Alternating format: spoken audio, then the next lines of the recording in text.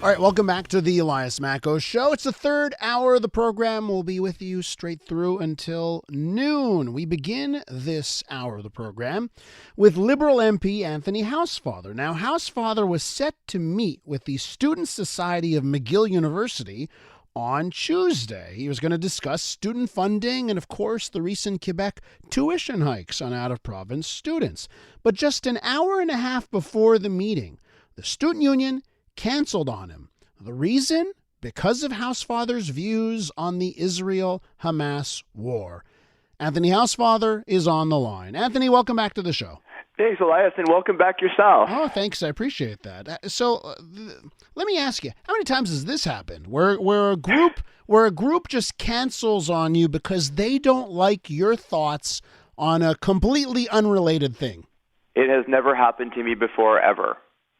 Never happened. So why do you think there's a first for everything? Why do you think the first had to happen this week on Tuesday?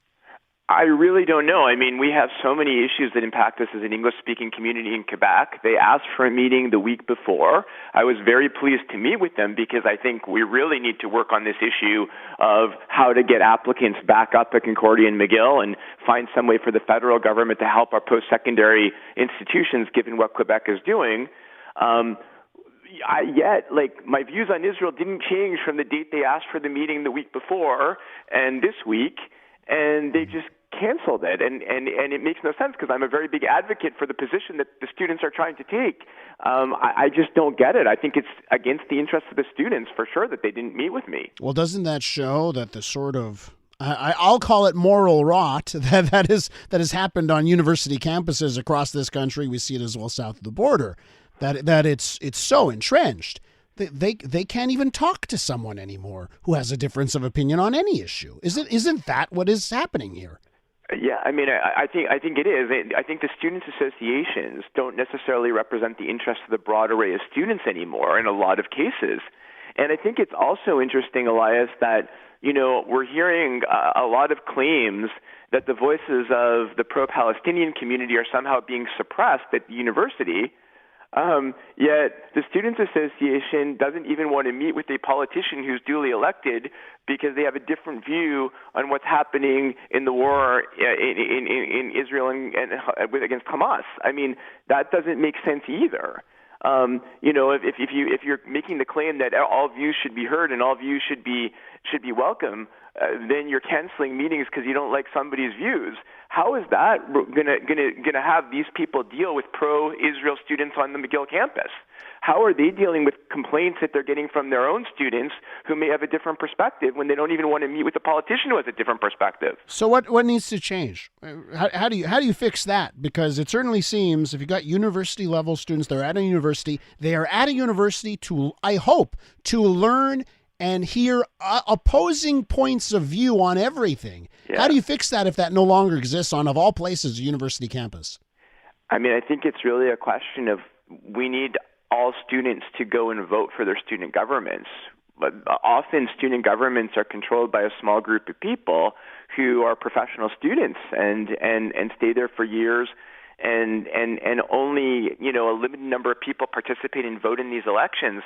I think that this is just an example. It's an example to all students at McGill that whoever made this decision is working against the interests of the students. If students need, and they do, better conditions for student loans, they need to have an ability to pay tuition that is not unreasonable when they're coming from out of province.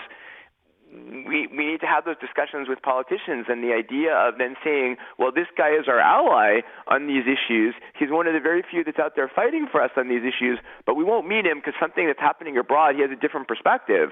Well, that's not really good leadership locally for your students. We're with the Liberal MP for Mount Royal, Anthony Housefather. So let's talk about leadership for a second, because I think if you want to fix things, you are going to need leadership everywhere, particularly for this country. We need leadership from the top. So I need to ask you, especially on a situation that we see across campuses across this country, anti-Semitism, it's not just at McGill, it's at a lot of university campuses. Should there not be more leadership from the Prime Minister, Justin Trudeau, and from other names across this country, leaders, when it comes to what we're seeing on campuses? There needs to be leadership from the local presidents of the universities and the people that run universities. There needs to be leadership from the provinces, whose post-secondary affairs ministers have actual responsibility for universities.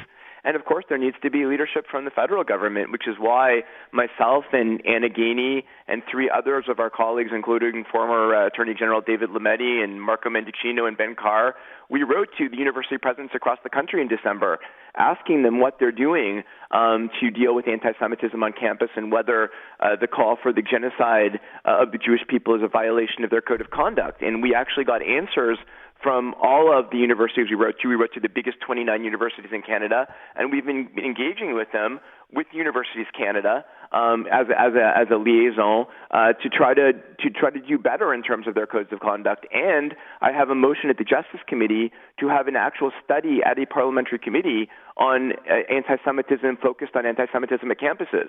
So I am trying to bring this issue to the national parliament, and my colleagues and I are pushing. It seems, though, that in the Liberal caucus, and your colleagues that you mentioned, that you are now a minority. I have this story here. You heard of Rob Oliphant, one of your colleagues in the Liberal caucus? I know all my colleagues in caucus. Yeah, so parliamentary secretary to the foreign affairs minister. He's was recorded by a constituent on the call, where he certainly seems to be very open to the thought that Israel is a genocidal state. And words like genocide matter. So, yeah. What about what's happening within your own caucus, the Liberal caucus? I mean, I would say that, I have a lot of different views than other people in my caucus. We have a caucus that represents all Canadians, and as you look at polls show that we're very divided, and I think it's really important to, all of us to use our own moral clarity and speak as we believe should be our constituents would want us to speak for, and on this issue, obviously I disagree with him. Israel's not committing genocide. It's preposterous to suggest that Israel's committing genocide, and I deeply disagree with anybody in my caucus or in other caucuses that is making that claim. But there are Canadians that are making that claim, and they're represented in Parliament too. Pierre Poilievre, leader of the Conservatives, was in the West Island yesterday, and he was asked about this, and he had some tough words for the Prime Minister. He called Prime Minister Trudeau two-faced, and he made the accusation that the Prime Minister is sending certain MPs to mosques to say one thing, and then sending other MPs to synagogues to say something completely different. And that, to me, I've seen that, and I think that's leading to division. There doesn't seem like let me just say something. Yeah. I cannot tell you how insulted I am by that claim. Why? The idea that I, Anthony Housefather, am so stupid that I lack my own moral clarity, that I'm being told by Justin Trudeau or anyone else to say what I believe on a war that I care in a country in the Middle East like Israel that I care passionately about as a Jew is so insulting. But I don't think he's saying that. I don't have my own moral clarity, my own ability to go out and speak. The Prime Minister is not telling any of us what to say or what to do. We're all saying what we believe because it's an issue we care passionately about. We may disagree, but for someone to make the claim that somebody is telling us what to say, that I'm so stupid, that I'm a puppet, that is an outrageous claim. And the idea also, of course, from Mr. Poilievre is that, well, only he can speak. None of his MPs have any right to speak. So if anybody in his caucus disagrees with him, well, they won't have the right to speak. That isn't the case in our caucus. I don't agree with my colleagues, but nobody has stopped me. Nobody has said a word to me, go say this or don't say this. And nobody will ever, because when I'm elected as an MP from Mount Royal, I represent Mount Royal. Those people are my bosses, not anyone else. So that is one thing that I am passionate about, and the idea that somebody is putting words in my mouth and telling me what to say about an issue that I really care about, that is a bogus claim. I sense the passion, and I think the point that I want to get to is that it certainly seems, when I listen to Mélanie Joly, it seems like it just depends on the day, and it depends on the audience as to the message I will get when it comes to, things that Israel is doing, military actions of Israel. One day it seems like the wind is blowing in a certain direction. Another day I'm hearing something completely different from the foreign affairs minister. And I think that is the thing that gets me, is that I definitely am hearing and seeing two separate arguments at the same time from members of the Liberal government. And it's very confusing as a voter if you're trying to decide, well, where does this party stand on an issue? Well, again, you elect an MP. You don't elect a party.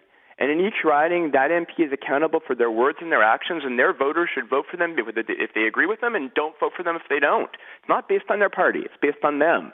In this case, I would like to see our government speak with complete moral clarity all the time. And obviously, I would like that to be my views. But they're not always going to be my views. I am there. I am fighting. And in each of our statements, we've made it clear that a ceasefire cannot be one-sided. Hamas needs to lay down its arms and surrender. The hostages need to be released, and Hamas can have no future role in Gaza because Hamas is an impediment to the two-state solution. And that was in the statement this week. It was in our previous statements. But when I have disagreed with the government, such as, for example, the vote at the United Nations in December, I've spoken out against it. And then my constituents should judge me based on what I say and what I do. And in every riding in this country, people should do the same. Mr. Housefather, Anthony, thanks so much for bringing Thank you so much. Thanks, Sorry for being so passionate about this, but I really that. didn't like what he said yesterday. I will take passion on this program every single day of the week. I appreciate that immensely. Okay. Love to hear day. it. You too. Anthony Bye. Housefather is the MP for Mount Royal, Liberal Party MP.